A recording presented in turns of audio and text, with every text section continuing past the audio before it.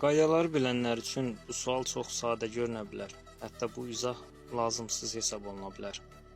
Ancaq nəzərə almaq lazımdır ki, bilməyənlər də var. Bilməmək də eyib deyil, öyrənməmək eyibdir. Necə ki, bizim bir izləyicimiz dünən məndən soruşub ki, bu qaydanı, bax, bu vəziyyəti izah eləyim. Əlbəttə ki, ona izah elədim. Sonra məndən bir xahiş elədi ki, mümkün olsa bunu bir video şəklində çəkib paylaşardınız və səbəb olaraq onu deyir ki, 40 ilin sürücüləri var ki, bu qaydanı bilmir. Kimin üstün olduğunu bilmir.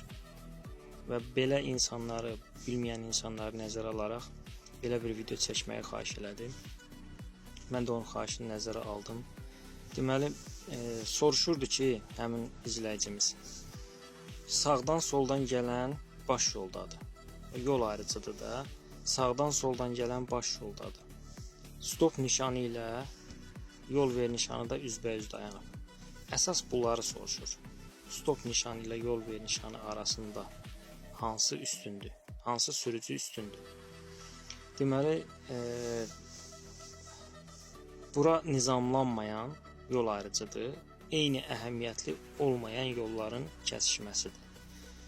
Eyni əhəmiyyətli olmayan ona görədir ki, bu baş yoldur, bu da ikinci dərəcəli yoldur. Bu yolla hərəkət edənlər baş yolda olanlara yol verməlidir. Bu məlum məsələdir. Burada qısaca ilə ümumiyyətlə bu yol ayrıcını izah edeyim. Burada baş yolda olanlar birinci keçirlər. Bu məlum məsələdir. Baş yolda olanlar necə keçəcəklər? Sürücü, bax bu sürücü sola dönürsə və yaxud da gəlir geriyə dönürsə, qarşıdan düzünə gələn və ya sağa gedən nəqliyyat vasitələrinə yol verməlidir. Burada yəni B avtomobili D avtomobilinə yol verməlidir. Eləcə də D gəlib sola dönsəydi, bu düz gəlsəydi, yenə də eyni qaydada da, yəni sola dönən, geriyə dönən, qarşıdan düzünə gələn, sağa gedənə yol verməlidir. Bunlar eyni əhəmiyyətli yoldadır, hər ikisi. Çünki ikisi də baş yoldadır. Öz aralarında eyni əhəmiyyətli yoldadırlar və sola geriyə dönür deyə bir-birini gözləməlidirlər belə. Eləcə də, yəni bunlar keçəndən sonra indi qaldı bunlar. Eləcə də bunlar hər ikisi eyni əhəmiyyətli yoldadırlar. Yəni bu stopdur deyə çox adam belə düşünür ki, bu stop nişanıdır. Bunun qarşısında o ikinci keçməlidir, gözləməlidir. Elə deyil. Bu yolda eyni əhəmiyyətli yoldur. Bu iki sürücü hər ikisi eyni əhəmiyyətli dərəcədədirlər, eyni hüquqa malikdirlər. Bu sürücü yol ayrıcına daxil olub dönmək istəyəndə qarşıdan düzünə gələn nəqliyyat vasitəsinə yol verməlidir. Və yaxud da geriyə dönür, eyni baş yolda olan bayaq izah elədiyim kimi.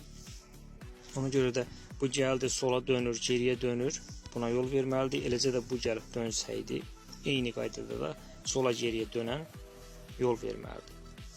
Bunların heç biri birindən digərindən üstünlüyü yoxdur. Eyni qaydadır.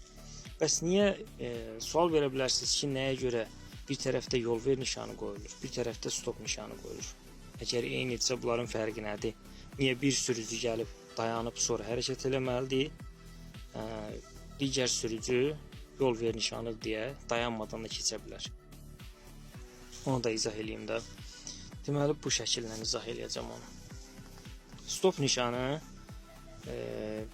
məhdud görüntülü yerlərdə quraşdırılır. Bax, bu yol baş yoldur. Burada üstünlük nişanı qoyulub, baş yol nişanı. Məlumdur ki, bu yol baş yoldur. Burada olan sürücülər birinci keçməlidir. Qalır bu iki nəqliyyat vasitəsi. Bax, bu yol ikinci dərəcəli yoldur. Bu sürücünün qarşısında yol ver nişanı qoyulub. Yol ver nişanı odur ki, dayanmaq məcbur deyil. Yol ayrıcına yaxınlaşanda sürücü gəlir bax bura, yol ayrıcına yaxınlaşır, görür ki, yəni kifayət qədər məsafədən görə bilir. Bunun görüntüsünü məhdudlaşdıran heç bir maneə yoxdur. Yaxınlaşanda görür ki, baş yolda gələn nəqliyyat vasitələri var və yaxud da yoxdur. Yoxdursa, dayanmağa ehtiyac yoxdur. Gəlir, hərəkətini davam elətdirir, gedir düzünə, sola fərqi yoxdur. Hərəkətini davam elətdirir. Ancaq bu sürücü burada olan binalar səbəbindən və yaxud ağac kollar ola bilər, reklam lövhəsi ola bilər, hər hansı bir səbəbdən gəlib tam yol ayrıcına çatana qədər sağdan soldan gələnləri görə bilmir. Buna görüntü məhdudiyyəti deyirik də. Ona görə də bu sürücünün qarşısında stop nişanı qoyurlar ki, sürücü gəlib yol ayrıcına çatanda baxsın sağına, soluna, yəni stop eləsin ha, təkər dayanmalıdır mütləq. Baxsın sağından soluna nəqliyyat vasitəsi gəlmirsə, ondan sonra təhlükəsiz şəkildə hərəkətini davam elətdirsin, getsin. Dayanmasa qaydaları pozur. Qısaca onu da deyim ki, harda dayanmalıdır sürücü, stop nişanı varsa. Deməli, stop nişanı var. Əgər nişanın yanında yerdə stop xətti çəkilibsə, ağ qalın xətti, bütöv xətti. Stop xətti çəkilibsə, sürücü stop xəttini keçmədən dayanmalıdır. Nişanın yanında xətt varsa, yox xətt yoxdursa, sürücü nişanı keçib gəlməlidir, yol ayrıcının kəsişmə yerinə çatmalıdır. Orada saxlamalıdır. Yol ayrıcına girmək olmaz. Yəni burada saxlamalıdır. Sağa sola baxıb hərəkətini davam elətdirib gedə bilər. Əgər dayanmağa ehtiyac yoxdursa da, yəni nəqliyyat vasitəsi